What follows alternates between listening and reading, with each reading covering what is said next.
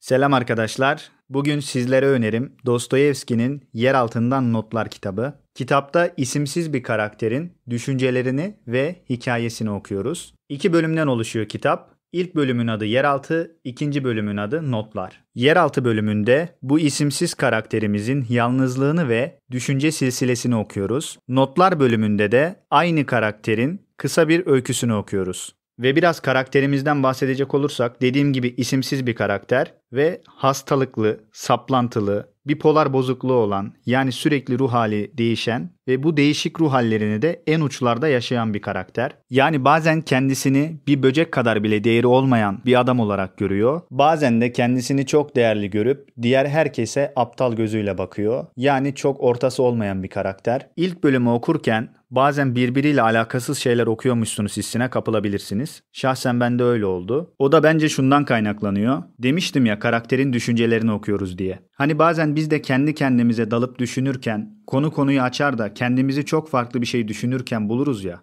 İşte burada da aynı şey oluyor. Bazen laf lafı açıyor, isimsiz karakterimiz üzerinden Dostoyevski'nin zihnindeki o düşünce zincirine bir göz atıyoruz. Kitabı henüz tam olarak okuma alışkanlığı kazanamamış arkadaşlara önermiyorum. Çünkü dediğim gibi birinci bölümde çok fazla birden konudan konuya geçme var ve de yavaş ilerliyor. O yüzden hali hazırda okuma alışkanlığı olan arkadaşlara öneriyorum bu kitabı. Aynı zamanda Zeki Demirkubuz'un Yeraltı ismiyle bu kitaptan uyarladığı bir film de var. Filmde Engin Günaydın oynuyor. O film de gayet başarılıydı. İzleyebilirsiniz. Son olarak sizlerle kitabın 1. sayfasından Dostoyevski'nin notunu paylaşıp videoyu bitireyim.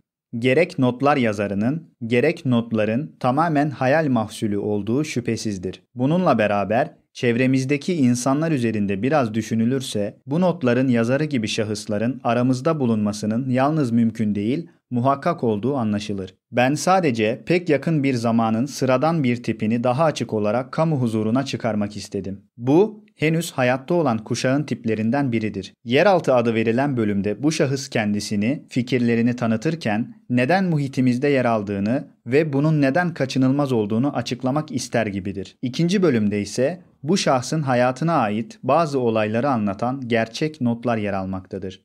Fyodor Dostoyevski.